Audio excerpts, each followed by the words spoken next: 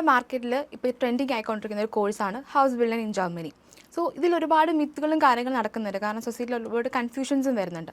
സാറിനാണെങ്കിൽ ഈ കോഴ്സിനെ കുറിച്ചിട്ട് നല്ലൊരു ക്ലാരിറ്റി നമ്മുടെ സൊസൈറ്റി കൊടുക്കാൻ പറ്റും, ഇതിൻ്റെ ഓപ്പർച്യൂണിറ്റീസ് എന്തൊക്കെയാണ്, ഏതൊക്കെ രീതിയിലാണെന്നൊക്കെ. സോ എന്താണ് sir house building in Germany? എഡ്യൂഫ്ലെയറിനെ സംബന്ധിച്ചിടത്തോളം നമ്മൾ ഒട്ടനവധി പ്രോഗ്രാമുകൾ ചെയ്യുന്നുണ്ട്. അതായത് വിദേശത്ത് പഠനവുമായിട്ട് ബന്ധപ്പെട്ട പ്രോഗ്രാമുകളുണ്ട്, ഇന്ത്യയിലുള്ള പ്രോഗ്രാമുകളുണ്ട്. വ്യക്തിപരമായി എഡ്യൂഫ്ലെയറിൻ്റെ ചെയർമാൻ എന്ന നിലയ്ക്ക് എനിക്ക് ഏറ്റവും പാഷനേറ്റ് ആയിട്ടുള്ളൊരു പ്രോഗ്രാമാണ് ഹൗസ് ബിൽഡിംഗ് പ്രോഗ്രാം. ഈ പ്രോഗ്രാമിൻ്റെ പ്രത്യേകത എന്ന് പറയുന്നത്, ഈ പ്രോഗ്രാമിൽ ചേരുന്ന ഒരാളുടെ ലൈഫിലുണ്ടാകുന്ന ട്രാൻസ്ഫോർമേഷൻ നമുക്ക് പറഞ്ഞറിയിക്കാൻ പറ്റാത്ത അത്ര ഉയരത്തിലുള്ളതാണ്.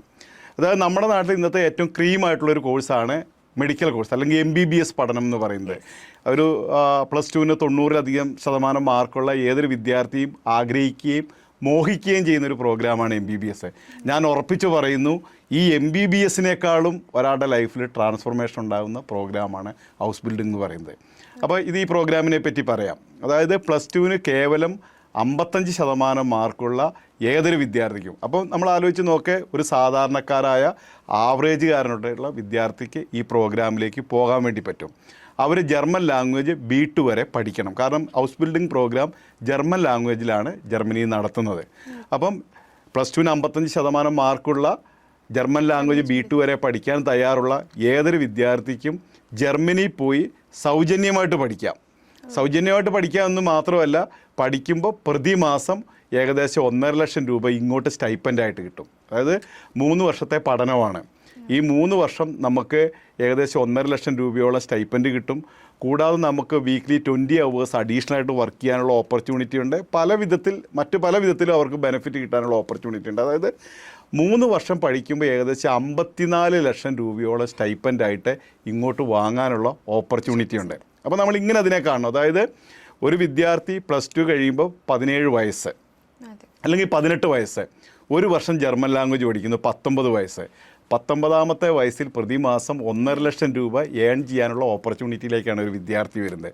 ഇത് കണ്ടിന്യൂസ് ആയിട്ട് 3 വർഷം പഠിക്കുന്ന 3 വർഷവും ഈ പണം അവർക്ക് കിട്ടുന്നു. അതായത് 3 വർഷം പഠിക്കുമ്പോഴേക്ക് 54 ലക്ഷം രൂപ അവർ ഏൺ ചെയ്യുന്നു. ഇത് ജോബ് ഇൻബിൽറ്റ് ആയിട്ടുള്ളൊരു പ്രോഗ്രാമാണ്. അതായത് ഈ പ്രോഗ്രാം കഴിഞ്ഞ് ജോലി അന്വേഷിച്ച് പോകേണ്ട ആവശ്യമില്ല. പഠനം കഴിഞ്ഞ് പിറ്റേ ദിവസം നേരിട്ട് ജോലിയിൽ പ്രവേശിക്കാം. ജോലിയിൽ പ്രവേശിക്കുമ്പോൾ പ്രതിമാസം ഏകദേശം 3 ലക്ഷം രൂപയോളം അവർക്ക് സാലറി ആയിട്ട് കിട്ടും.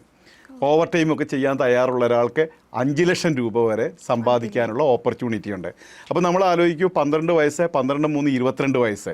22 വയസ്സ് പ്രായമുള്ള ഒരാൾക്ക് ഒരു മാസം 5 ലക്ഷം രൂപ ഏൺ ചെയ്യാനുള്ള ഓപ്പർച്യൂണിറ്റിയാണ് ഈ പ്രോഗ്രാമിൻ്റെ ഭാഗമായിട്ട് വരുന്നത്. കൂടാതെ 2 വർഷം കൊണ്ട് ജർമ്മനിയിലെ PR-നുള്ള എലിജിബിലിറ്റി വരും. പിന്നീട് ആവശ്യമുള്ള ആളുകൾക്ക് ജർമ്മനിയിലെ സിറ്റിസൺഷിപ്പ് എടുക്കാം. അതുപോലെ തന്നെ ഇവർക്ക് വേറെ എന്തെങ്കിലും കോഴ്സുകൾ പഠിക്കാൻ ആഗ്രഹമുണ്ടെങ്കിൽ അത് ഫ്രീ ആയിട്ട് പഠിക്കാനുള്ള ഓപ്പർച്യൂണിറ്റി ജർമ്മനിയിലുണ്ട്. കാരണം ജർമ്മനിയിൽ എഡ്യൂക്കേഷൻ സൗജന്യമായിട്ട് കിട്ടും. ആ നാട്ടുകാർക്ക് മാത്രമല്ല, അവിടെ ചെല്ലുന്ന എല്ലാ ആളുകൾക്കും അവർ ഫ്രീ ആയിട്ട് എഡ്യൂക്കേഷൻ കൊടുക്കുന്നുണ്ട്. അപ്പോൾ നമ്മുടെ ലൈഫിലെ ട്രാൻസ്ഫോർമേഷൻ എന്ന് പറയുന്നത് വളരെ വലുതാണ്. ഇനി ഞാൻ MBBSൻ്റെ കാര്യം നേരത്തെ പറഞ്ഞു. നമ്മൾ MBBSനെ ഇങ്ങനെ ആലോചിച്ച് നോക്കെ, സാധാരണ ഇതിൽ +2-ന് 90%-ലധികം മാർക്ക് കിട്ടുന്ന ആളുകളെ +2 കഴിയുമ്പോൾ നീറ്റ് എക്സാം എഴുതിയാൽ കിട്ടില്ല, അറിയാലോ. പിന്നെ എന്ത് ചെയ്യും? ആളുകൾ റിപ്പീറ്റ് ചെയ്യും. റിപ്പീറ്റ് ചെയ്യുമ്പോഴും വളരെ കുറഞ്ഞ ആളുകൾക്കേ കിട്ടുള്ളൂ. പിന്നെ റിപ്പീറ്റ് ചെയ്യുന്ന ആളുകൾ വരെ ഉണ്ട്. അതായത് 2 അക്കാദമിക് ഇയർ നഷ്ടപ്പെടുത്തി നീറ്റിന് വേണ്ടി പ്രിപ്പയർ ചെയ്യുന്ന കുട്ടികൾ വരെയുണ്ട്. നമ്മുടെ കേരളത്തിൽ ഒരു വർഷം ഏകദേശം 2 ലക്ഷത്തോളം സ്റ്റുഡൻസ് പിന്നെ നീറ്റിന് വേണ്ടി പ്രിപ്പയർ ചെയ്യുന്നുണ്ട്.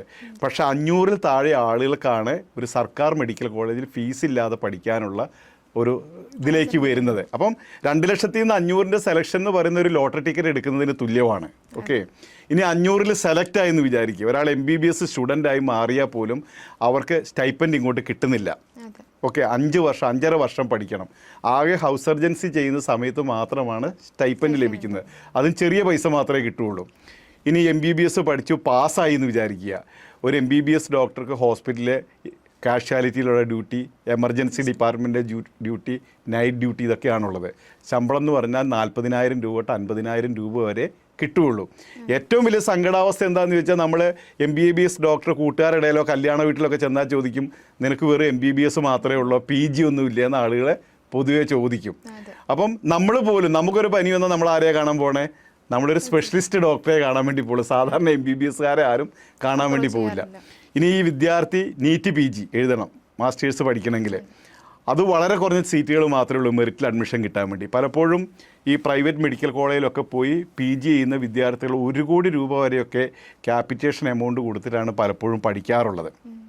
അത് കഴിഞ്ഞ് സൂപ്പർ സ്പെഷ്യാലിറ്റിയിലേക്ക് പോകണമെങ്കിൽ വീണ്ടും പഠിക്കണം. അതായത് ഇപ്പോൾ നമ്മൾ കാർഡിയോളജിസ്റ്റ്, നെഫ്രോളജിസ്റ്റ് അങ്ങനെയൊക്കെയുള്ള മേഖലയിലേക്കൊക്കെ പോകണമെങ്കിൽ, അതായത് ലൈഫിൽ ഒരു 31 വയസ്സ് വരെ കണ്ടിന്യൂസ് ആയിട്ട് വളരെ സ്റ്റൂഡിയസ് ആയിട്ട് പഠിക്കുന്ന ഒരാൾക്ക് ഒരു എസ്റ്റാബ്ലിഷ്ഡ് ഡോക്ടർ ആവാൻ വേണ്ടി സാധിക്കുകയുള്ളൂ. അങ്ങനെ ആയാലും 2 ലക്ഷത്തിൽ താഴെ ശമ്പളമുള്ളൂ. അപ്പം ഞാൻ മനസ്സിലാക്കുന്ന ഒരു കാര്യം, ഒരു സ്റ്റൂഡിയസ് ആയിട്ടുള്ളൊരു വിദ്യാർത്ഥി +2 കഴിഞ്ഞ് MBBS കഴിഞ്ഞ് PG കഴിഞ്ഞ് സൂപ്പർ സ്പെഷ്യാലിറ്റി കഴിഞ്ഞ് പുറത്തിറങ്ങുന്ന സമയമാകുമ്പോഴേക്കും നമ്മുടെ ഹൗസ് ബിൽഡിംഗ് സ്റ്റുഡൻറ്റ് 3 വർഷത്തെ പഠന സമയത്ത് 54 ലക്ഷം രൂപ സ്റ്റൈപ്പൻഡ് സമ്പാദിച്ചിട്ടുണ്ടാവും. 10 വർഷത്തെ ജോലി കൊണ്ട് 6 കോടി രൂപയും സമ്പാദിച്ചിട്ടുണ്ടാവും.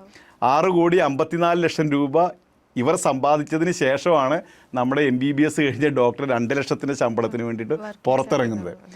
കൂടാതെ ജർമ്മനി പോലെയുള്ള ഒരു ഡെവലപ്ഡ് കൺട്രിയിൽ ജീവിക്കാനുള്ള ഓപ്പർച്യൂണിറ്റിയും ഈ വിദ്യാർത്ഥിയുടെ ജീവിതത്തിലേക്ക് വരികയാണ്.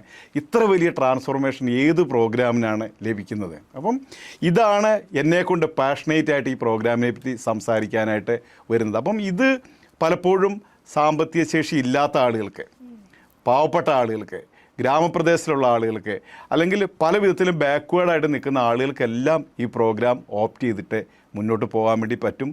അവരുടെ വ്യക്തിപരമായ അവരുടെ ജീവിതത്തെ ട്രാൻസ്ഫോം ചെയ്യാം, അവരുടെ ഫാമിലിയുടെ ജീവിതത്തെ ട്രാൻസ്ഫോം ചെയ്യാം, അവരുടെ സിബ്ലിങ്സ് ആരെങ്കിലും ഉണ്ടെങ്കിൽ അവരുടെ ജീവിതത്തെ ട്രാൻസ്ഫോം ചെയ്യാം, അവർ നിൽക്കുന്ന സൊസൈറ്റിയിലെ ജീവിതത്തെ ട്രാൻസ്ഫോം ചെയ്യാൻ വേണ്ടി സാധിക്കും. അപ്പോൾ ഇതൊരു ഗ്രേറ്റ് ആയിട്ടുള്ളൊരു പ്രോഗ്രാമായിട്ടാണ് ഞാൻ മനസ്സിലാക്കുന്നത്. ഓക്കെ, സാർ നേരത്തെ പറഞ്ഞല്ലോ ജർമ്മൻ ലാംഗ്വേജ് പഠിച്ചൊരു കുട്ടിക്ക് മാത്രമാണ് നമുക്ക് അവിടെ എത്തി ഈ ഒരു കോഴ്സ് ചെയ്യാൻ പറ്റുള്ളൂ. സോ എങ്ങനെയാണ് ജർമ്മൻ ലാംഗ്വേജ് പഠിക്കുന്നത്? അതിൻ്റെ ബേസിക് എന്തൊക്കെയാണ്, അതിൻ്റെ മെയിൻ പോയിന്റ്സ് എന്നൊന്ന് പറയാമോ?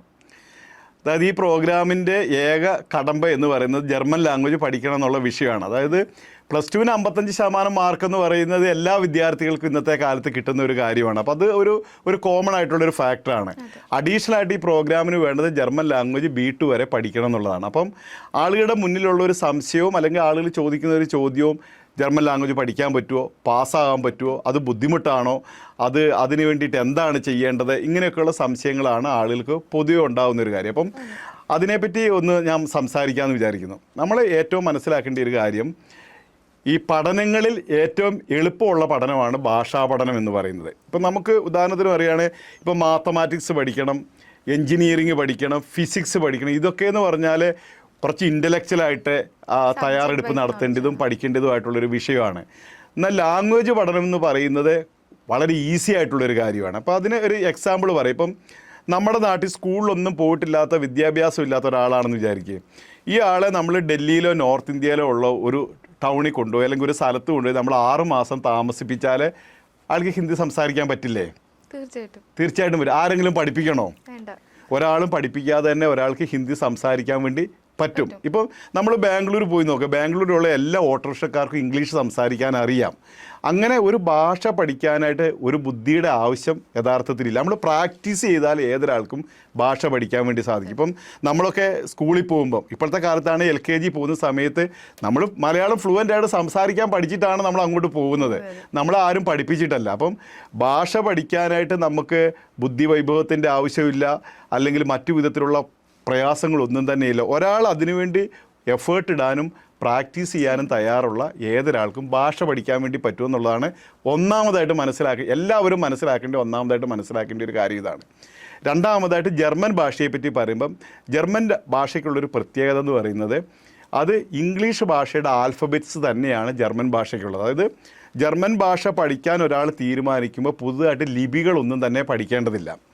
അതിനെ നമുക്ക് ഇങ്ങനെ കാണാം. ഇപ്പോൾ മലയാളം അറിയാത്ത ഒരാൾ പുതുതായിട്ട് മലയാളം പഠിക്കണം എന്ന് വിചാരിക്കേ, അവർക്ക് ആദ്യം 56 അക്ഷരങ്ങൾ നമ്മൾ പഠിക്കണം. ചില്ലക്ഷരമുണ്ട്, കൂട്ടക്ഷരമുണ്ട്, ദീർഘങ്ങളുണ്ട്. അങ്ങനെ നമുക്ക് പല വിധത്തിലുള്ള സംഗതികൾ നമ്മൾ പഠിച്ചാലേ നമുക്ക് മലയാളം പഠിക്കാൻ വേണ്ടി സാധിക്കുകയുള്ളൂ. അപ്പം ലിപി പഠിക്കേണ്ട എഫേർട്ടുണ്ട്, ആ ലിപി എഴുതേണ്ട എഫേർട്ടുണ്ട്, അത് വായിക്കുമ്പോഴുള്ള പ്രൊനൗൺസിയേഷൻ്റെ എഫേർട്ടുണ്ട്. ഇതൊന്നും തന്നെ നമ്മൾ ജർമ്മൻ ഭാഷ പഠിക്കുമ്പോൾ നമുക്കില്ല. കാരണം നമ്മൾ മലയാളികൾ എന്ന് പറയുന്ന ആളുകൾക്ക് നമുക്ക് ഇംഗ്ലീഷിൽ ബേസിക് ആയിട്ടുള്ള നോളജ് ഉണ്ട്. അപ്പോൾ നമുക്ക് ഒരു ക്ലാസ്സിൽ ചെന്ന് കഴിഞ്ഞാൽ ഒരാഴ്ച കൊണ്ട് തന്നെ ജർമ്മൻ എഴുതാനായിട്ട് നമുക്ക് സാധിക്കും. അപ്പം ഇത് വളരെ എളുപ്പമുള്ളൊരു കാര്യമാണ്. അപ്പം ഒരു വിദ്യാർത്ഥിയെ സംബന്ധിച്ചിടത്തോളം അവർ പ്രാക്ടീസ് ചെയ്യാൻ തയ്യാറാണെങ്കിൽ അവർക്ക് വളരെ വേഗം ഈ ഭാഷ പഠിക്കാൻ വേണ്ടി സാധിക്കും, പാസ്സാകാൻ വേണ്ടി സാധിക്കും, പോകാൻ വേണ്ടി സാധിക്കും.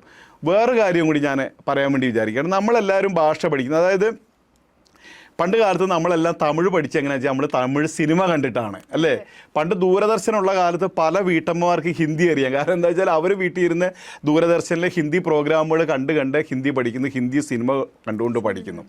അപ്പോൾ ഒരു കുട്ടിയെ സംബന്ധിച്ചിടത്തോളം അവർ ജർമ്മൻ ഭാഷ പഠിക്കാൻ വിചാരിക്കുകയാണെങ്കിൽ അവർക്ക് ഇഷ്ടമുള്ള കാര്യങ്ങൾ ചെയ്തുകൊണ്ട് ഭാഷ പഠിക്കാം. അതായത് എനിക്കിപ്പോൾ സിനിമ കാണാൻ ഭയങ്കര ഇഷ്ടമുള്ള ഒരാളാണെന്ന് വിചാരിക്കുക, ജർമ്മൻ ഭാഷയിലുള്ള സിനിമകൾ കണ്ടുകൊണ്ട് നമുക്ക് കണ്ടിന്യൂസ് ആയിട്ട് കണ്ടുകൊണ്ട് നമുക്ക് ഈ ഭാഷയിലേക്ക് വരാൻ സാധിക്കും.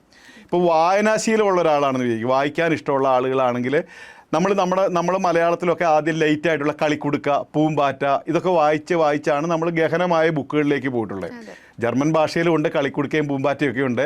ആ ഭാഷയിലുള്ള ചിത്രകഥകൾ, ചെറിയ ബുക്കുകളൊക്കെ വായിച്ച് പിന്നീട് വായിച്ച് ആ ഭാഷയിലേക്ക് പോകാൻ വേണ്ടി സാധിക്കും. സ്പോർട്സ് ഇഷ്ടമുള്ള ആളുകൾക്ക്, ചിലർക്ക് സ്പോർട്സിനോട് ഭയങ്കര കമ്പമാണ്. ജർമ്മനി സ്പോർട്സിനൊക്കെ ഭയങ്കര പേര് കേട്ട രാജ്യമാണ്. അതായത് ഫുട്ബോളിലൊക്കെ ഭയങ്കര പ്രശസ്തമാണ് ജർമ്മൻ ടീമൊക്കെ. അപ്പം അതിൻ്റെ പ്രോഗ്രാമുകൾ നമുക്ക് കാണാം, നമുക്ക് TV ഷോകൾ കാണാം, പാചകം ഇഷ്ടമുള്ളവർക്ക് അത് കാണാം, ഡാൻസ് ഇഷ്ടമുള്ളവർക്ക് അത് കാണാം. ഇതെല്ലാം ജർമ്മൻ മീഡിയത്തിൽ കണ്ടുകൊണ്ട് നമുക്കൊരു ഭാഷ പഠിക്കാൻ വേണ്ടി സാധിക്കും. അതായത് ഒരാൾ എഫേർട്ട് ഇട്ട് പ്രാക്ടീസ് ചെയ്യാൻ തയ്യാറാണെങ്കിൽ വിത്തിൻ 8 മന്ത്സിനുള്ളിൽ അവർക്ക് ജർമ്മൻ ലാംഗ്വേജ് B2 പാസ്സാകാനും സാധിക്കും, ജർമ്മനിയിലേക്ക് ഈ പറഞ്ഞ പ്രോഗ്രാമിന് പോകാൻ വേണ്ടിയും സാധിക്കും. ഓക്കെ, അപ്പം നമുക്ക് ഈ കോഴ്സിനെ കുറിച്ചിട്ടും ജർമ്മൻ ലാംഗ്വേജ് പഠിച്ചാൽ അവിടെ എത്തിക്കഴിഞ്ഞുള്ള കാര്യങ്ങളൊക്കെ നമ്മൾ അറിഞ്ഞു. ഇനി അവിടെ എത്തിക്കഴിഞ്ഞാൽ അവരുടെ ലൈഫിനെ പറ്റിയിട്ട് സാറിന് എന്താ പറയാനുള്ളത്? ഇപ്പോൾ നമുക്ക് ഓൾമോസ്റ്റ് കുറേ കുട്ടികൾ നമ്മൾ ത്രൂ പോയിട്ടുണ്ടല്ലോ, പ്രത്യേകിച്ച് ഫ്ലെയർ ത്രൂ. സോ അവിടെ എത്തിക്കഴിഞ്ഞിട്ടുള്ള അവരുടെ ലൈഫ് എക്സ്പീരിയൻസിനെ കുറിച്ചൊന്ന് പറയാമോ? അതായത് നമ്മളെ പല ആളുകൾക്കും ഇങ്ങനെ ഹൗസ് ബിൽഡിംഗ് പ്രോഗ്രാം പഠിച്ചാൽ ജർമ്മനി പോകാമെന്നറിയാം. പക്ഷെ ജർമ്മനി ചെന്നിട്ട് അവിടെ എന്താണ് സംഭവിക്കുന്നതെന്ന് ബഹുഭൂരിപക്ഷം ആളുകൾക്കും അറിയില്ല. എഡ്യൂഫ്ലെയറിനെ സംബന്ധിച്ച് നമ്മൾ കുറേ വർഷങ്ങളായി ധാരാളം വിദ്യാർത്ഥികളെ ഈ ഹൗസ് ബിൽഡിംഗ് പ്രോഗ്രാമിൽ ജർമ്മനിയിലേക്ക് വിട്ടതുകൊണ്ട് അവരുടെ എക്സ്പീരിയൻസിൽ നിന്ന് ഞാൻ അവരുടെ ലൈഫിനെ പറ്റി പറയാൻ വേണ്ടി വിചാരിക്കുകയാണ്. അതായത് ഈ സെപ്റ്റംബറിൽ, ഇപ്പോൾ നമ്മൾ നവംബർ മാസത്തിലാണ് നമ്മൾ ഈ സംസാരിക്കുന്നത്, ഈ സെപ്റ്റംബർ മാസത്തിൽ ഹൗസ് ബിൽഡിംഗ് ജർമ്മനി പോയ നമ്മുടെ കുറച്ച് 1-2 ആളുകളുടെ ഉദാഹരണം ഞാൻ പറയാം. അതായത് ഫിയോണ എന്ന് പറയുന്നൊരു കുട്ടിയുണ്ട്, അതേപോലെ തന്നെ നിഷ, അതേ നന്ദന എന്നൊക്കെ പറയുന്ന കുറേ കുട്ടികൾ പോയിരുന്നു. അത് ഫിയോണ എന്ന് പറയുന്ന കുട്ടിയുടെ ഫാദറെ ഓഫീസിൽ വന്നിരുന്നു സെപ്റ്റംബർ കഴിഞ്ഞ് ഒക്ടോബർ ആയപ്പം. അപ്പോൾ അദ്ദേഹം എന്നെ കണ്ടപ്പോൾ വളരെ സങ്കടത്തോടു കൂടി അതേപോലെ സന്തോഷത്തോടു കൂടി സംസാരിക്കുകയാണ്. ഫിയോണ പോയി ഫസ്റ്റ് മന്ത് കഴിഞ്ഞപ്പോൾ 40,000 രൂപ വീട്ടിലേക്ക് അയച്ചു എന്ന് പറഞ്ഞിട്ടാണ് വന്നത്. അപ്പം സങ്കടം എന്താണെന്ന് ചോദിച്ചാൽ അദ്ദേഹം പറഞ്ഞത് 19 വയസ്സുള്ള എൻ്റെ മോള് സമ്പാദിച്ചിട്ടുള്ള പൈസ മേടിക്കേണ്ട സാഹചര്യം വന്നല്ലോ എന്ന് ആലോചിക്കുമ്പോൾ എനിക്ക് ഭയങ്കര വിഷമമുണ്ടെന്ന് പറയുന്നുണ്ട്. അതേ സമയത്ത് പ്രൗഡ് ഫീലുണ്ട്. 19 വയസ്സുള്ളൊരു കുട്ടിക്ക് മാസം 40,000 രൂപ വീട്ടിലേക്ക് അയക്കാൻ പറ്റുന്നു എന്നുള്ള ഒരു ഭയങ്കര പ്രൗഡ് ഫീലിലും അദ്ദേഹം സംസാരിച്ചു. അപ്പം ഈ പോയിട്ടുള്ള എല്ലാ കുട്ടികളും 40,000 50,000 രൂപ ഫസ്റ്റ് മന്തിൽ തന്നെ അവിടെ ചെന്ന് ഇറങ്ങി ആദ്യത്തെ മാസം തന്നെ വീട്ടിലേക്ക് അയക്കാനുള്ള ഓപ്പർച്യൂണിറ്റി അവർക്ക് കിട്ടുന്നുണ്ട്. കാരണം ഫസ്റ്റ് മന്തിൽ തന്നെ അവരെ സ്റ്റൈപ്പൻഡ് റൺ ചെയ്യുന്നുണ്ട്. കൂടാതെ ഈ കുട്ടിയുടെയൊക്കെ സ്റ്റാറ്റസ് ഞങ്ങൾ നോക്കുമ്പോൾ പോയി 1 മാസത്തിനുള്ളിൽ തന്നെ ഇവർ എന്താണെന്ന് പറയുക സ്കാൻഡിനേവിയൻ കൺട്രീസിലെല്ലാം കറങ്ങുന്നു. അതുപോലെ തന്നെ അവർ പാരീസിൽ പോകുന്നു, യൂറോപ്പിലുള്ള എല്ലാ ഷെങ്കൻ വിസയുള്ള രാജ്യങ്ങളിലേക്ക് പോകുന്നു. ജർമ്മനിയിൽ ഇവർക്ക് ട്രാവൽ കാർഡുണ്ട്. അതായത് അധികം എക്സ്പെൻസ് ഇല്ലാതെ ജർമ്മനി ത്രൂ ഔട്ട് പോകാനുള്ള ഓപ്പർച്യൂണിറ്റി ഉണ്ട്, സഞ്ചരിക്കാനുള്ള ഓപ്പർച്യൂണിറ്റി ഉണ്ട്. അതായത് നമ്മുടെയൊക്കെ ഡ്രീമായിട്ടുള്ള ഒരു യൂറോപ്യൻ യാത്ര, നമ്മളൊരു ട്രിപ്പ്, നമ്മളൊക്കെ ആളുകൾ കോമൺ ആയിട്ടൊരു ഡ്രീമായിട്ട് കരുതുന്ന കാര്യങ്ങളാണ്. ആൽപ്സ് പർവ്വതമൊക്കെ കാണണം, അല്ലെ യൂറോപ്പിലെ പല ഡെസ്റ്റിനേഷനിൽ പോകണം, പാരീസിലെ എന്താ പറയുക ഫാഷനുള്ള സ്ഥലമൊക്കെ എൻജോയ് ചെയ്യണം എന്നൊക്കെ നമ്മൾ വിചാരിക്കുന്നത് ഇവിടുന്ന് പോയി 1 മാസം കൊണ്ട് ആ കുട്ടികൾ ഇതെല്ലാം അച്ചീവ് ചെയ്യുന്നു. അപ്പോൾ അവരുടെ ലൈഫിലേക്ക് വരുന്ന ട്രാൻസ്ഫോർമേഷൻ വളരെ വലുതാണ്. കൂടാതെ സഫ്വാൻ എന്ന് പറയുന്നൊരു വിദ്യാർത്ഥി ഈ സെപ്റ്റംബർ ഇൻടേക്കിൽ പോയിരുന്നു. സഫ്വാൻ പറഞ്ഞ കാര്യം, സഫ്വാൻ ഒരു നേഴ്സിംഗ് പഠിക്കാൻ വേണ്ടിയിട്ടാണ് പോയത്. ഹോസ്പിറ്റലിൽ അവൻ പഠിക്കുന്നതിൻ്റെ ഭാഗമായിട്ടുള്ള പ്രാക്ടിക്കൽ ഇതിനു വേണ്ടി പോയ സമയത്ത് ഒരു പേഷ്യൻ്റ് വന്നു, അഡ്മിറ്റായി ഡിസ്ചാർജ് ചെയ്ത് പോയ സമയത്ത് ഏകദേശം 400 യൂറോ അവന് ടിപ്പായിട്ട് കൊടുത്തു, അവരുടെ സന്തോഷം കൊണ്ട്. അപ്പോൾ 400 യൂറോ എന്ന് പറഞ്ഞാൽ നമ്മുടെ ഇന്ത്യൻ കറൻസിയിൽ നോക്കുമ്പോൾ ഏകദേശം ഒരു 36,000 രൂപയോളം വരും. അപ്പോൾ ഒരു വിദ്യാർത്ഥി ആയിരിക്കും അവരുടെ സ്റ്റൈപ്പൻഡ് കൂടാതെ അവർക്ക് പാർട്ട് ടൈം ജോലി ചെയ്യുമ്പോൾ പൈസ കിട്ടുന്നുണ്ട്, കൂടാതെ ഇങ്ങനെ ആളുകൾ കൊടുക്കുന്ന സന്തോഷത്തിൽ കൊടുക്കുന്ന പൈസ കിട്ടുന്നുണ്ട്. പല വിധത്തിലുള്ള അവരുടെ ലൈഫിൽ ട്രാൻസ്ഫോർമേഷൻ ഉണ്ടാകുന്നുണ്ട്. കഴിഞ്ഞ ഇൻടേക്കിൽ, അതായത് ഈ സെപ്റ്റംബറിൽ, അതിന് മുമ്പത്തെ സെപ്റ്റംബറിൽ പോയ നമ്മുടെ അടുത്തുനിന്ന് പോയിട്ടുള്ള സൂസൻ ഷാരോൺ എന്ന് പറയുന്ന വിദ്യാർത്ഥികളുണ്ടായിരുന്നു, കുറേ പേരുണ്ട്. അതിൽ ഈ സൂസൻ്റെ ഷാരൂണിൻ്റെയും പ്രത്യേകമായിട്ട് ഞാൻ പറയാൻ കാരണം ഇവർ രണ്ടാളും കേരളത്തിലല്ല, അതായത് കർണാടകയിലുള്ള താമസിക്കുന്ന മലയാളികളാണ്. അവർ നമ്മുടെ വീഡിയോ കൊണ്ട് നമ്മുടെ പ്രോഗ്രാമിൽ വന്ന് ചേർന്നു. അപ്പോൾ ഈ രണ്ട് കുട്ടികൾക്ക് ഉയരം വളരെ കുറവാണ്. അപ്പോൾ ഞാൻ ഈ കുട്ടികളൊക്കെ ജർമ്മനി പോയി എങ്ങനെ സർവൈവ് ചെയ്യുമെന്നൊക്കെ എനിക്ക് അങ്ങനെ വിഷമമുണ്ടായിരുന്നു. എന്നാലും അവർ പാസ്സായി, അവർ ജർമ്മനിയിലെത്തി. അവരുടെ ഫാദറും മദറും കൂടി ഈ അടുത്തൊരു ദിവസം നമ്മുടെ ഇൻസ്റ്റിറ്റ്യൂട്ടിൽ വന്നു. അപ്പം ആ ഫാദർ പറഞ്ഞെന്താണെന്ന് ചോദിച്ചാൽ ഇവൻ പോയി കഴിഞ്ഞ് ഷാരോൺ പോയി കഴിഞ്ഞ് വീട്ടിലൊരു കാറ് വാങ്ങി. ഓക്കെ, ഞങ്ങൾക്ക് ബാങ്കിൽ കുറേ കടമുണ്ടായിരുന്നു. കടമൊക്കെ ഷാരോൺ വീട്ടി. ഞങ്ങൾക്ക് നാട്ടിലിപ്പോൾ ഭയങ്കര അഭിമാനമുണ്ട് ആളുകളുടെ മുന്നിൽ കൂടി നടക്കാൻ. അത് ഞങ്ങൾ സാധാരണ ഒരു കർഷകരായിരുന്നു. ഞങ്ങളുടെ ജീവിതത്തിൽ ഈ 19 വയസ്സുള്ള മോൻ പോയിട്ട് സമ്പാദിച്ച പണം കൊണ്ട് ഞങ്ങളുടെ എല്ലാ പ്രശ്നങ്ങളും ഞങ്ങൾക്ക് പരിഹരിക്കാൻ വേണ്ടി പറ്റും. അവൻ ഇപ്പോഴും വിദ്യാർത്ഥിയാണ്. അവൻ്റെ അതേമാതിരി തന്നെ ഈ സൂസൻ എന്ന് പറയുന്ന കുട്ടിയുടെ പഠിക്കുന്ന സമയത്തെ ഫോട്ടോയും ഇപ്പം അവിടെ ചെന്നതിന് ശേഷം ഇപ്പോൾ അയക്കുന്ന ഫോട്ടോയും തമ്മിൽ കണ്ടാൽ ഒരു സെലിബ്രിറ്റി മോഡലിലേക്ക് അവർ മാറിക്കഴിഞ്ഞു അവരുടെ പേഴ്സണൽ ലൈഫിൽ. അപ്പം ഒരു വളരെ വലിയ ട്രാൻസ്ഫോർമേഷൻ ഇവരുടെയൊക്കെ ജീവിതത്തിൽ ഈ പ്രോഗ്രാമിൻ്റെ ഭാഗമായിട്ട് ഉണ്ടാകുന്നുണ്ട്. ഓക്കെ സാർ, ഇത്ര ഓപ്പർച്യൂണിറ്റി ഈ ഒരു കോഴ്സിനുണ്ടായിട്ടും എന്തുകൊണ്ടാണ് ഭൂരിപക്ഷം ആൾക്കാരും ഈ ഒരു കോഴ്സ് ഓപ്റ്റ് ചെയ്യാത്തത്? ഈ നമ്മുടെ നാട്ടിലൊരു സ്വാഭാവികമായിട്ട് നടക്കുന്ന ഒരു കാര്യമുണ്ട്. അതെന്താണെന്ന് ചോദിച്ചാൽ എല്ലാവരും ചെയ്യുന്ന കാര്യങ്ങൾ ചെയ്യുക എന്നുള്ളതാണ് നമ്മുടെ ഒരു ശീലവും രീതികളും. അതായത് നമ്മൾ പൊതുവെ എന്താ ചെയ്യുന്നതെന്ന് ചോദിച്ചാൽ ഇപ്പോൾ +2 വരെ സ്കൂൾ വിദ്യാഭ്യാസമാണ്. അതായത് 10ാം ക്ലാസ്സിൽ നല്ല മാർക്ക് കിട്ടുന്ന ആളുകൾ +2-ന് സയൻസ് സബ്ജക്റ്റ് പഠിക്കും. അതിന് കുറേ മാർക്കുള്ള ആളുകൾ കൊമേഴ്സ് പഠിക്കും. അതിലും കുറവുള്ളവർ ആർട്സ് സബ്ജക്റ്റ് പഠിക്കും. ഇത് നമ്മുടെ കൺവെൻഷണൽ രീതിയാണ്. ഇനി സയൻസിന് പഠിക്കാൻ പോകുന്ന ആളുകൾ എന്ത് ചെയ്യും? +2-ന് 90% മുകളിൽ മാർക്ക് കിട്ടിയ എല്ലാ ആളുകളും നീറ്റ് എക്സാം എഴുതാൻ വേണ്ടി പോകും. നീറ്റിന് റിപ്പീറ്റ് ചെയ്യും, റിപ്പീറ്റ് ചെയ്യും, എല്ലാം ചെയ്യും.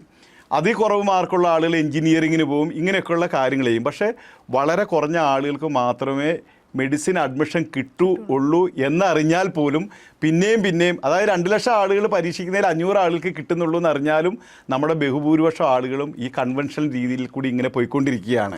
ഇപ്പോൾ നമുക്കറിയാം, നമ്മൾ ലോട്ടറി ടിക്കറ്റ് എടുക്കുന്നത് മലയാളികളാണ് ലോകത്തിൽ തന്നെ ഏറ്റവും അധികം ലോട്ടറി എടുക്കുന്നത്. ഒരാൾക്കേ അടിക്കുകയുള്ളൂ എന്ന് നമുക്കറിയാം. പക്ഷേ മാസമായിട്ടുള്ള ആളുകൾ ഇത് എടുക്കുകയാണ്. ഈ ഹോപ്പിൻ്റെ പുറത്താണ് ചെയ്യുന്നത്. അങ്ങനെ എല്ലാ ആളുകളും എല്ലാവരും തുടരുന്ന രീതികളാണ് തുടർന്നു വന്നുകൊണ്ടിരിക്കുന്നത്. അതായത് പിന്നെ നമ്മൾ സ്കൂൾ വിദ്യാഭ്യാസം കഴിഞ്ഞ് ഡിഗ്രിക്ക് പോവുക, ഡിഗ്രി കഴിഞ്ഞിട്ട് മാസ്റ്റേഴ്സിന് പോവുക, PhD എടുക്കുക, ജോലിയൊന്നുമില്ല. അതിനെപ്പറ്റി ആരും ചിന്തിക്കുന്നില്ല. മാറി ചിന്തിക്കാനും പുതിയൊരു കാര്യത്തിലേക്ക് പോകാനും പലപ്പോഴും പല ആളുകൾക്കും ഭയമാണ്. നമ്മൾ ഫസ്റ്റ് മൂവർ ആയാൽ മാത്രമേ നമുക്ക് ഏറ്റവും വലിയ ഓപ്പർച്യൂണിറ്റിയിലേക്ക് പോകാൻ വേണ്ടി പറ്റുള്ളൂ. പലരും ക്രൗഡായി കഴിയുമ്പോഴാണ് വരുന്നത്. അതായത് മാസീവായിട്ടുള്ള ആളുകൾ പഠിക്കുകയും ജർമ്മനിയിലേക്ക് എല്ലാവരും പോകാൻ ശ്രമിക്കുകയും ചെയ്ത സമയത്ത് വിസയുടെ കാര്യത്തിൽ സ്ട്രിക്റ്റ് ആയിട്ടുള്ള റൂൾസ് വരാൻ സാധ്യതയുണ്ട്. അതുപോലെ തന്നെ ഹൗസ് ബിൽഡിങ്ങിന് ആളെ എടുക്കുന്നതിന് സ്ട്രിക്റ്റ് ആയിട്ടുള്ള പല നിബന്ധനകൾ ഉണ്ടാവാൻ സാധ്യതയുണ്ട്. അപ്പം ഇതൊന്നും ഇല്ലാത്ത ഈ സമയത്ത് ആളുകൾ ഈ പ്രോഗ്രാമിലേക്ക് ചേരുകയാണെങ്കിൽ ഏറ്റവും വലിയ ലൈഫ് ഉണ്ടാക്കാൻ വേണ്ടി സാധിക്കും. പക്ഷേ പലപ്പോഴും നിർഭാഗ്യവശാൽ നമ്മുടെ നാട്ടിലെ ആളുകൾ പലപ്പോഴും അങ്ങനെയുള്ള ഒരു കാര്യം ചെയ്യാൻ വേണ്ടി തയ്യാറായിട്ട് വരുന്നതായിട്ട് കാണുന്നില്ല. അവരെ നമുക്ക് എഡ്യൂക്കേറ്റ് ചെയ്യണം. ഇങ്ങനെയൊരു പ്രോഗ്രാം ഉണ്ടെന്ന് ബോധ്യപ്പെടുത്തി ഇത് നല്ലതാണെന്ന് മാതാപിതാക്കളെയും കുട്ടികളെയും ബോധ്യപ്പെടുത്തുന്ന സമയത്ത് ആളുകൾ വരും. ഈ ജർമ്മൻ ഭാഷ പഠിക്കുന്നതിനെ പറ്റി ഞാൻ പറഞ്ഞു. എഡ്യൂഫ്ലെയറിൽ പഠിച്ചിട്ടുള്ള പല വിദ്യാർത്ഥികൾക്കും ജർമ്മൻ ലാംഗ്വേജിൽ 100-ൽ 100 മാർക്ക് വാങ്ങിയ ആളുകളുണ്ട്, 100-ൽ 98 വാങ്ങിയ ആളുകളുണ്ട്. അപ്പോൾ ഒരു ജർമ്മൻകാരനായിട്ടുള്ളൊരു സിറ്റിസൺ നമ്മുടെ ഓർഗനൈസേഷൻ വന്നപ്പോൾ ഞങ്ങളോട് പറഞ്ഞൊരു കാര്യം എന്താണെന്ന് ചോദിച്ചാൽ, ഞങ്ങൾ ജർമ്മൻകാർ പഠിച്ചാൽ 100 മാർക്ക് കിട്ടത്തില്ല, ഈ 98 കിട്ടത്തില്ല, നിങ്ങൾ എങ്ങനെയാണ് ഇതൊക്കെ കുട്ടികൾക്ക് വാങ്ങി കൊടുക്കുന്നതെന്ന് നമ്മളോട് ചോദിച്ചു. അപ്പം പഠിക്കാൻ തയ്യാറായിട്ടുള്ളൊരു വിദ്യാർത്ഥിക്ക് ജർമ്മൻ ഭാഷ പഠിക്കുന്നത് ഒരു ബുദ്ധിമുട്ടുള്ളൊരു കാര്യമല്ല.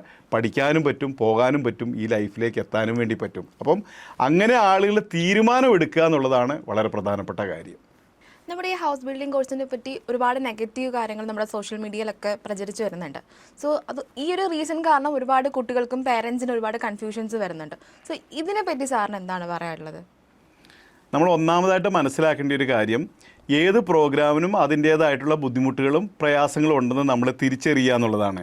ഈസി ആയിട്ട് ഒരു കാര്യവും നമ്മുടെ ജീവിതത്തിലേക്ക് വരില്ല. അതായത് നമ്മുടെ കംഫർട്ട് സോൺ ബ്രേക്ക് ചെയ്ത് നമ്മൾ എന്തെങ്കിലും ഒരു ആക്ഷൻ എടുക്കുമ്പോൾ മാത്രമേ പുതുതായിട്ടുള്ളൊരു കാര്യം നമ്മുടെ ജീവിതത്തിലേക്ക് വരുള്ളൂ.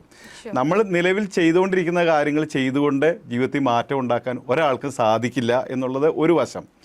രണ്ടാമതായിട്ട് നമ്മൾ മനസ്സിലാക്കേണ്ട ഒരു കാര്യം, നമ്മുടെ ഒരു കേരള സമൂഹം എന്ന് പറയുന്നത് ഭയങ്കരമായിട്ട് നെഗറ്റിവിറ്റിയിൽ ഭയങ്കര താല്പര്യമുള്ള ആളുകളാണ്. അതായത് നമ്മളെപ്പോൾ നമ്മുടെ മീഡിയ എടുത്ത് നോക്കുക, ഇപ്പോൾ ന്യൂസ് പേപ്പർ നോക്കിയാൽ അതിൽ ഏറ്റവും കൂടുതൽ മുന്നിൽ കാണുന്ന വിവാദങ്ങളായിട്ടുള്ള കാര്യങ്ങൾ, നെഗറ്റീവായിട്ടുള്ള കാര്യങ്ങൾ, പ്രശ്നങ്ങൾ, പ്രയാസങ്ങൾ.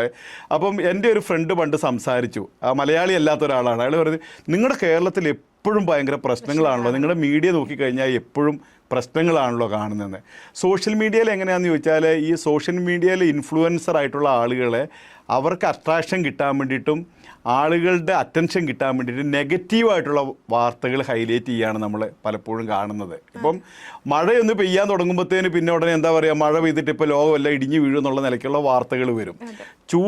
വേനൽക്കാലം വന്ന ഉടനെ നമ്മൾ എന്ത് പറയും, സൂര്യാഘാതം, വെയിൽ വന്നു, ആളുകൾ മരിക്കുന്നു, അത് ചെയ്യുന്നു, ഇത് ചെയ്യുന്നു, വെള്ളമില്ല എന്ന് പറഞ്ഞിട്ടുള്ള ഇങ്ങനെ ഹൈലൈറ്റ് ആയിട്ടുള്ള കാര്യങ്ങൾ. പോസിറ്റീവായിട്ടുള്ള കാര്യങ്ങൾ ആളുകൾ കാണുന്നില്ല, മനസ്സിലാക്കുന്നില്ല, അല്ലെങ്കിൽ അതിന് വേണ്ടത്ര ശ്രദ്ധ കൊടുക്കുന്നില്ല. ഇപ്പോൾ ഹൗസ് ബിൽഡിംഗ് കാര്യത്തെ സംബന്ധിച്ച് നെഗറ്റീവായിട്ടുള്ള ഒട്ടനവധി വാർത്തകൾ രണ്ടു മൂന്നെണ്ണം ഞാൻ പറയാം. അതായത് ഒന്ന്, പലരും പറയുന്ന കാര്യം ജർമ്മൻ ലാംഗ്വേജ് പഠിക്കാൻ ബുദ്ധിമുട്ടാണ്, ഒന്നാമത്തെ കാര്യം. രണ്ട്, ജർമ്മൻ ലാംഗ്വേജ് പഠിച്ചു കഴിഞ്ഞാൽ എക്സാമിന് സ്ലോട്ട് കിട്ടുന്നില്ല. മൂന്ന്, പരീക്ഷ എഴുതിയ പാസ്സാവുന്നില്ല.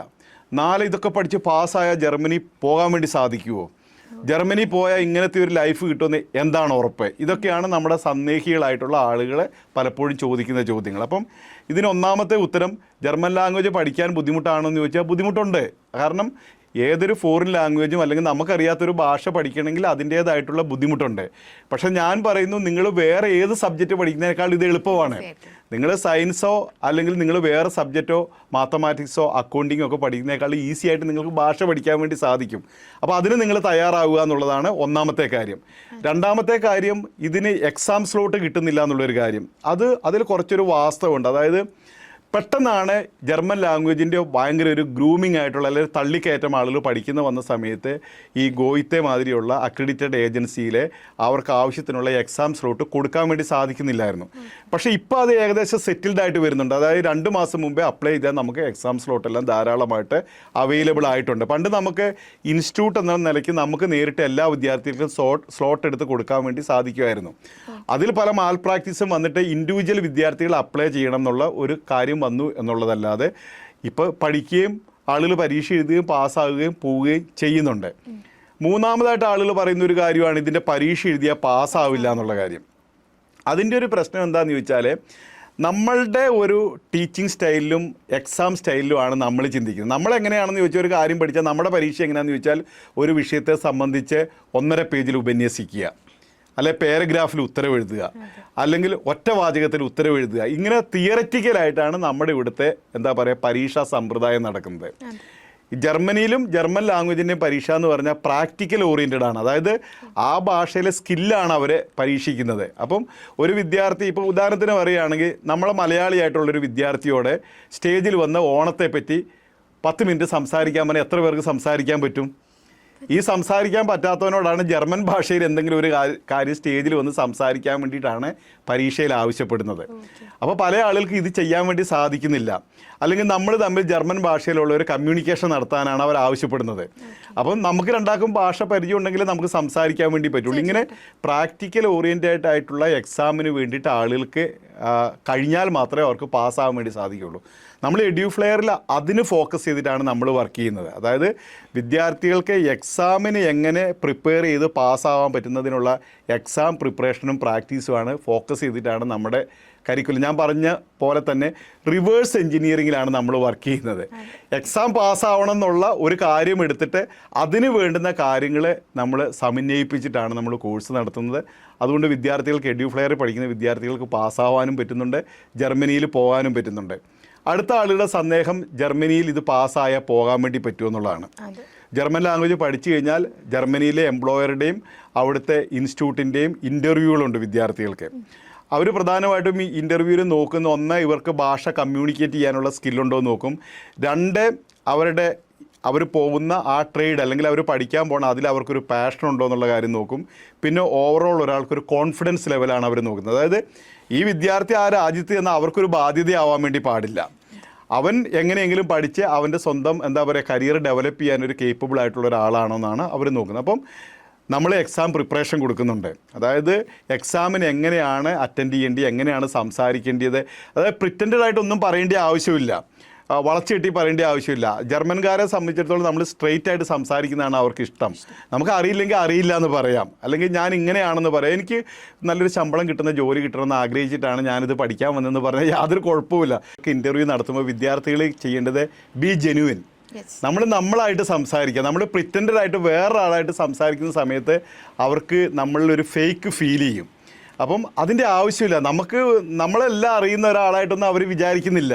നമ്മൾ 19 വയസ്സുള്ളൊരു വിദ്യാർത്ഥിയാണ്, നമുക്ക് ഇത്രയൊക്കെ അറിയുള്ളൂ. ജർമ്മൻ ലാംഗ്വേജ് മൊത്തം പഠിച്ച ഒരാളായിട്ട് നമ്മളെ അവർ കരുതുന്നില്ല. അവർക്ക് വളരെ വ്യക്തമായിട്ട് അറിയാം ഇവൻ ജർമ്മനിയിൽ എത്തിക്കഴിഞ്ഞാൽ 3 മാസം കൊണ്ട് ഭാഷ ഇവന് ഓട്ടോമാറ്റിക്കലി പഠിക്കാൻ പറ്റും. അപ്പം നമുക്കറിയാവുന്ന ഭാഷ വെച്ച് സംസാരിക്കാൻ കഴിഞ്ഞാൽ മതി. പക്ഷേ നമ്മൾ കോൺഫിഡൻസോടുകൂടി കമ്മ്യൂണിക്കേറ്റ് ചെയ്യണം, ആളുകളോട് സംസാരിക്കണം. അപ്പം ഇതിനെല്ലാം വേണ്ടുന്ന ട്രെയിനിങ് നമ്മൾ കൊടുക്കുന്നുണ്ട്. അതായത് എക്സാം പ്രിപ്പറേഷനും അതുപോലെ തന്നെ ഇൻ്റർവ്യൂ പ്രിപ്പറേഷനുള്ള ട്രെയിനിങ് നമ്മൾ കൊടുക്കുന്നുണ്ട്. അപ്പം എഡ്യൂഫ്ലെയറിൽ നമ്മൾ പ്രൊവൈഡ് ചെയ്യുന്നുണ്ട്. അപ്പോൾ കഴിഞ്ഞ സെപ്റ്റംബർ ഇൻടേക്കിൽ നമുക്ക് 100% വിസ സക്സസ് റേറ്റ് ഉണ്ട് ഹൗസ് ബിൽഡിങ്ങിന്. അതായത് ഹൗസ് ബിൽഡിങ്ങിന് അപ്ലൈ ചെയ്ത മുഴുവൻ ആളുകൾക്കും വിസ കിട്ടി ജർമ്മനിയിലേക്ക് പോകാൻ വേണ്ടി എഡ്യൂഫ്ലെയറിന് സാധിച്ചു. അതിൻ്റെ ഒരു കാരണം എന്ന് പറയുന്നത് നമ്മുടെ ഇൻ്റർവ്യൂ പ്രിപ്പറേഷനാണ്. അതായത് നമ്മൾ വളരെ നന്നായിട്ട് കുട്ടികളെ ഇത് പറഞ്ഞു ബോധ്യപ്പെടുത്തി അവർക്ക് 2, 3, 4 പ്രാവശ്യം മോക്ക് ഇൻ്റർവ്യൂസ് നമ്മൾ കൊടുക്കുന്നുണ്ട്. എങ്ങനെയാണ് റിയൽ ആയിട്ടുള്ളൊരു ഇൻ്റർവ്യൂവിൽ അപ്പിയർ ചെയ്യേണ്ടത്, എങ്ങനെയാണ് സംസാരിക്കേണ്ടത്, എങ്ങനെയാണ് നിങ്ങൾ ബിഹേവ് ചെയ്യേണ്ടത്, നിങ്ങളുടെ ബോഡി ലാംഗ്വേജ് എങ്ങനെയായിരിക്കണം, കോൺഫിഡൻസ് എങ്ങനെയാണ് ഫീൽ ചെയ്യേണ്ടത്, ഇതെല്ലാം നമ്മൾ അവരെ പഠിപ്പിച്ചിട്ടാണ് ഇൻ്റർവ്യൂവിന് വേണ്ടിയിട്ട് അവരെ ഹാജരാക്കുന്നത്. അപ്പം അതിനുള്ള ഉത്തരവായി, അതായത് ജർമ്മൻ ലാംഗ്വേജ് പഠിച്ച എല്ലാ ആളുകൾക്കും ജർമ്മനി പോകാൻ പറ്റുമെന്നുള്ള കാര്യത്തിന് ഉത്തരവായി. ഇനി വേറെ ചില സംശയമാണ്, ഈ പറഞ്ഞ സ്റ്റൈപ്പൻഡ് കിട്ടത്തില്ല, അവിടെ അടിമകളെ പോലെ പണിയെടുപ്പിക്കുകയാണ്, അങ്ങനെയാണ് ഇങ്ങനെ. ഞാൻ ഇന്നാളി ഒരാളുടെ ഒരു യൂട്യൂബ് കേട്ടപ്പോൾ ഒരാൾ പറഞ്ഞതാണ്, ജർമ്മനിയിലുള്ള ആളുകളെല്ലാം 100 കിലോയിലധികം ഭാരമുള്ള ആളുകളാണ്, ഇവരെ തിരിച്ചും മറിച്ചു വിടലാണ് നേഴ്സുമാർ അവിടെ പോയാൽ ചെയ്യുന്നത്, നമ്മുടെ നാട്ടിൽ നിന്ന് വന്ന നേഴ്സുമാർക്ക് ഇത് സാധിക്കുമോ എന്നൊക്കെ പറഞ്ഞിട്ട് ഒരാളൊരു വീഡിയോ ഇങ്ങനെ ചുമ്മാ കത്തിക്കുകയാണ്. അപ്പം ഇതിലൊന്നും യാതൊരുവിധ യാഥാർത്ഥ്യവും ഇല്ല. നമ്മുടെ നാട്ടിലെ മാതിരിയല്ല, ഫിസിക്കലായിട്ടുള്ള ഹ്യൂമൻ്റെ ഹാർഡ് വർക്കിൻ്റെ ആവശ്യമൊന്നും അവിടെ ഇല്ല. അവിടെ എല്ലാം മെക്കനൈസ്ഡ് ആയിട്ടുള്ള പരിപാടിയാണ്. അതായത് ഒരു രോഗി ബെഡിൽ കിടക്കുകയാണെങ്കിൽ ആ രോഗീനെ ഒരു വീൽ ചെയറിലേക്ക് മാറ്റാൻ വേണ്ടി അവിടെ ടെക്നോളജി ഉണ്ട്. ഓട്ടോമാറ്റിക്കലി ബെഡ് പൊന്തി വരും, ഓട്ടോമാറ്റിക്കലി അവർക്ക് വീൽ ചെയറിൽ കൊണ്ടുപോകാൻ പറ്റും. വീൽ ചെയർ കൊണ്ടുപോകുന്ന നേഴ്സല്ല, അതിന് വേറെ ആളുകളുണ്ട്. അപ്പം ഒരു രോഗിയുടെ കെയറിംഗ് എന്ന് പറയുന്നത് നമ്മുടെ നാട്ടിലെ ഒരു കൺസെപ്റ്റ് മാതിരിയല്ല. നമ്മുടെ നാട്ടിൽ കട്ടിലിൽ കിടക്കുന്ന ഒരാളെ കൈകൊണ്ടെടുത്ത് പൊന്തിച്ച് വീൽ ചെയറിൽ വെച്ച് സ്കാൻ ചെയ്യാനോ അല്ലെങ്കിൽ എക്സ്റേ എടുക്കാനോ കൊണ്ടുവന്ന് തിരിച്ചു കൊണ്ടിരുന്ന ഒരു നേഴ്സിൻ്റെ വലിയ ടാസ്ക്കാണ്.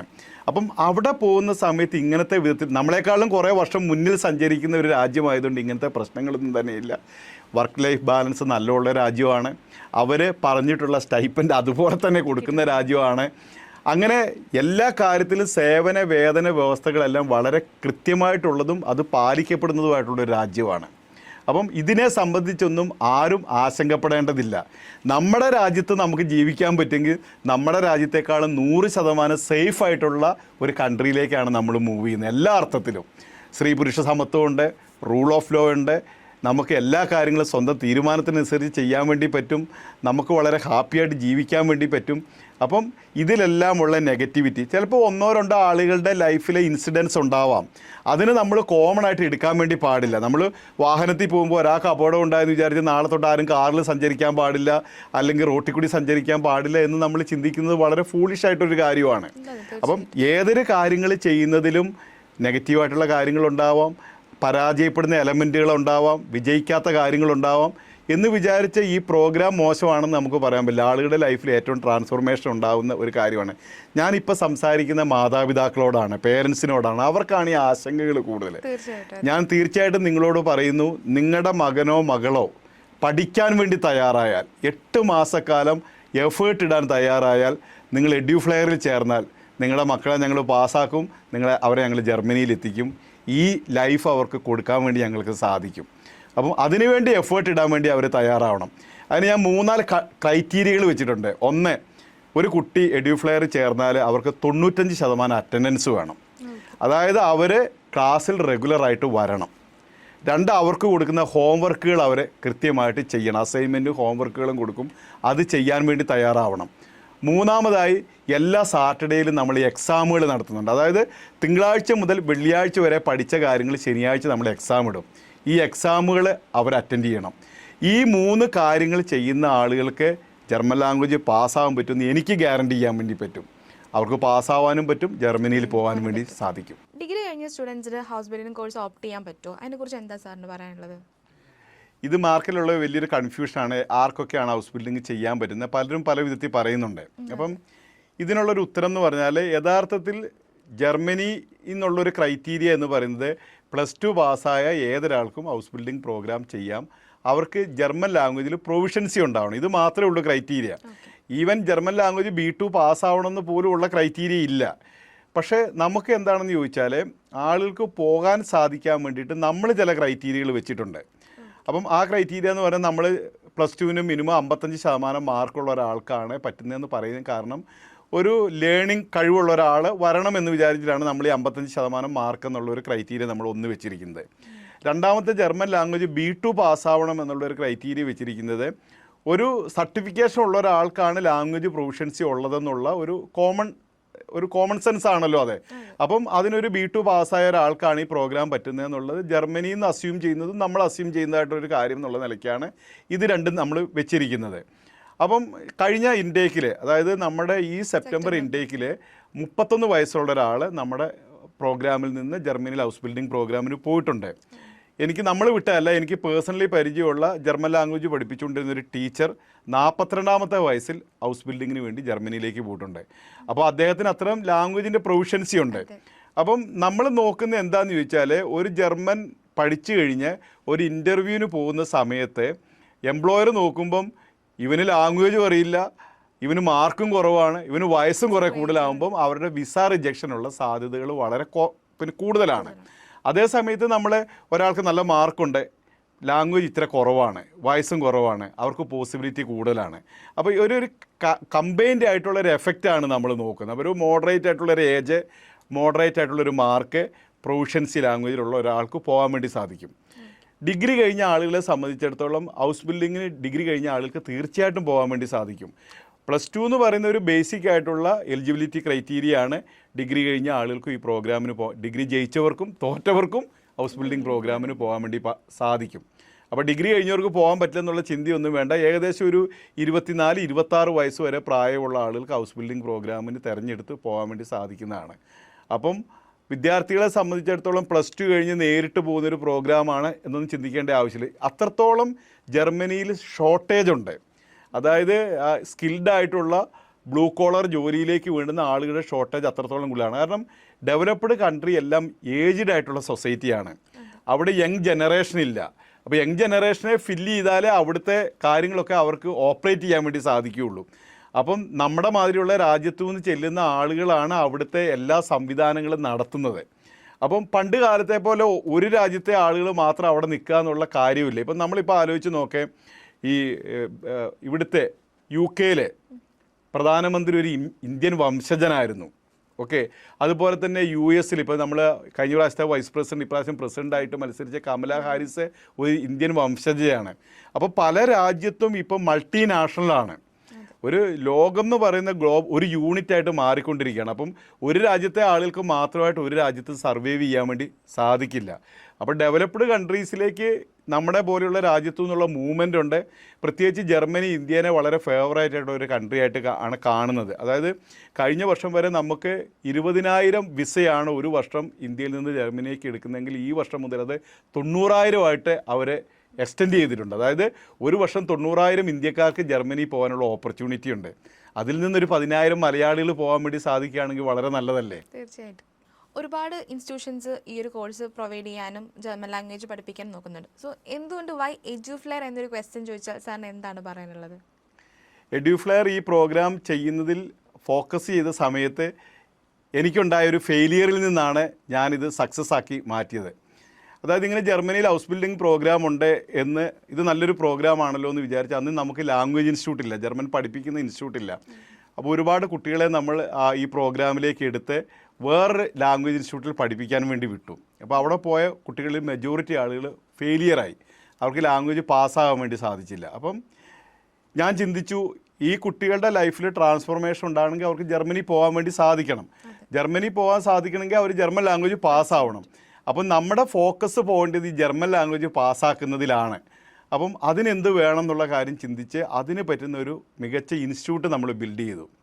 അത് കോഴിക്കോട് ടൗണിലെ മൊഫീസൽ ബസ് സ്റ്റാൻഡിന് നേരെ ഓപ്പോസിറ്റുള്ള RP മാൾ എന്ന് പറയുന്ന രവി പിള്ളയുടെ മാളിലാണ് നമ്മുടെ ഇൻസ്റ്റിറ്റ്യൂട്ടുള്ളത്. അതിൻ്റെ 2 ഫ്ലോർ നമ്മുടെ ഇൻസ്റ്റിറ്റ്യൂട്ടാണ്.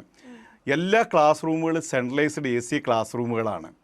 അതുപോലെ തന്നെ ഇൻട്രാക്റ്റീവ് പാനലിലാണ് വിദ്യാർത്ഥികളെ പഠിപ്പിക്കുന്നത്. അതായത് അവർക്ക് നാളെ ജർമ്മനി ചെല്ലുമ്പോൾ അവിടെ കിട്ടുന്ന ഫെസിലിറ്റി നമ്മളിവിടെ കൊടുക്കുകയാണ്.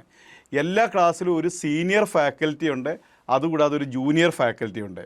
സീനിയർ ഫാക്കൽറ്റി എന്ന് പറയുന്നത് ജർമ്മൻ ലാംഗ്വേജ് C1 C2 മാസ്റ്റേഴ്സൊക്കെ പാസ്സായ ആളുകളാണ് അവരുടെ മെയിൻ ഫാക്കൽറ്റി. അവരവരെ പഠിപ്പിക്കുന്നു. നമ്മൾ ജൂനിയർ ഫാക്കൽറ്റി എന്ന് പറയുന്നത് നമ്മുടെ ഇൻസ്റ്റിറ്റ്യൂട്ടിൽ നിന്ന് ജർമ്മൻ ലാംഗ്വേജ് B2 പഠിച്ച് പാസ്സായി ജർമ്മനിയിലേക്ക് പോകാൻ പ്രോസസ്സിൽ നിൽക്കുന്ന വിദ്യാർത്ഥികളുണ്ട്. അതായത് ലാംഗ്വേജ് പഠിച്ച് അവർക്ക് ജർമ്മനിയിലേക്ക് പോകാനുള്ള ഒരു ഗ്യാപ്പ് 4-5 മാസം ഉണ്ടെങ്കിൽ ആ സമയത്ത് അവർ അസിസ്റ്റൻറ്റ് ഫാക്കൽറ്റി ആയിട്ട് നമ്മുടെ ഇൻസ്റ്റിറ്റ്യൂട്ടിൽ വർക്ക് ചെയ്യുന്നുണ്ട്. അവരെക്കൊണ്ട് നമ്മൾ ഉദ്ദേശിക്കുന്നത് നമ്മുടെ പഠിച്ചുകൊണ്ടിരിക്കുന്ന കുട്ടികൾക്ക് മോട്ടിവേഷൻ കൊടുക്കുക. ഞങ്ങൾ എങ്ങനെയാണ് പഠിച്ച് പാസ്സായത്, നിങ്ങൾ ഇങ്ങനെയൊക്കെ ചെയ്താൽ നിങ്ങൾക്ക് പാസ്സാവാൻ വേണ്ടി പറ്റും. അവരുടെ അസൈൻമെൻറ്റുകൾ നോക്കുക, അവർ ഹോംവർക്ക് കൃത്യമായിട്ട് ചെയ്തിട്ടുണ്ടോ എന്ന് നോക്കുക, അവരുടെ ഗ്രാമർ, അതുപോലെ തന്നെ അവരുടെ വൊക്കാബുലറി ഇതൊക്കെ നോക്കുക. ഇൻഡിവിജ്വൽ ട്യൂഷൻ കൊടുക്കുക. അതായത് ഏതെങ്കിലും വിദ്യാർത്ഥി പിന്നോട്ട് നിൽക്കുന്നുണ്ടെങ്കിൽ, അതായത് നമ്മളൊരു ക്ലാസ് ടെസ്റ്റോ മറ്റോ നടത്തുന്ന സമയത്ത് മാർക്ക് കുറവുള്ള വിദ്യാർത്ഥിക്ക് അസിസ്റ്റൻറ്റ് ഫാക്കൽറ്റി അവർക്ക് ഇൻഡിവിജ്വലായിട്ടുള്ള ട്യൂഷൻ കൊടുത്ത് അവരെ മുന്നോട്ട് കൊണ്ടുവരാൻ വേണ്ടിയിട്ടുള്ള പ്രോഗ്രാമുകൾ നമ്മൾ ചെയ്യുന്നുണ്ട്. എല്ലാ ശനിയാഴ്ചകളും നമുക്ക് എക്സാമുകളുണ്ട്. അതായത് തിങ്കളാഴ്ച മുതൽ വെള്ളിയാഴ്ച വരെ പഠിച്ച പാഠങ്ങളിൽ നിന്ന് ശനിയാഴ്ച പരീക്ഷ നടത്തി അതിൽ നിന്ന് വിദ്യാർത്ഥികളുടെ മെറിറ്റ് മനസ്സിലാക്കി ഓരോരുത്തർക്കും വേണ്ടുന്ന സപ്പോർട്ടുകൾ നമ്മൾ കൊടുക്കുന്നുണ്ട്. ഓരോ ലെവലിലും ലെവൽ എക്സാമുകളുണ്ട്. അതുപോലെ തന്നെ അവർ എക്സിറ്റ് പോയിൻ്റ് ആയിട്ടുള്ള B2 വേണ്ടി നമ്മൾ 1.5 മാസത്തോളം ഏകദേശം നീണ്ടു നിൽക്കുന്ന എക്സാം പ്രിപ്പറേഷൻ ക്ലാസ്സുകൾ നമ്മൾ കൊടുക്കുന്നുണ്ട്. അതായത് പരീക്ഷയ്ക്ക് എങ്ങനെ പഠിച്ച് പാസ്സാകും, നമ്മൾ ഈ എൻട്രൻസ് കോച്ചിങ് സെൻറ്ററിലൊക്കെ ചെയ്യുന്ന പോലെ മോക്ക് എക്സാമുകൾ കണ്ടിന്യൂസ്ലി ചെയ്യിച്ച് അവർ എക്സാമിന് പോകുന്നതിന് മുമ്പേ റിയൽ ആയിട്ടുള്ള എക്സാം എക്സ്പീരിയൻസ് പല പ്രാവശ്യം കൊടുത്തിട്ടാണ് അവരെ വിടുന്നത്. പലപ്പോഴും വിദ്യാർത്ഥികൾ എക്സാമിന് ചെല്ലുമ്പോൾ പേടി കൊണ്ട് കോൺഫിഡൻസ് നഷ്ടപ്പെട്ടു പോയി അവർക്ക് പെർഫോം ചെയ്യാത്ത സാഹചര്യങ്ങളൊക്കെ വരുന്നുണ്ട്. അപ്പം ഇതിനെല്ലാം ഇതായിട്ട് നമ്മൾ എക്സാം പ്രിപ്പറേഷൻ കൊടുക്കുന്നുണ്ട്. അങ്ങനെ ഇവരെ നമ്മൾ പാസ്സാക്കാനുള്ള കാര്യങ്ങൾ ചെയ്യുന്നുണ്ട്.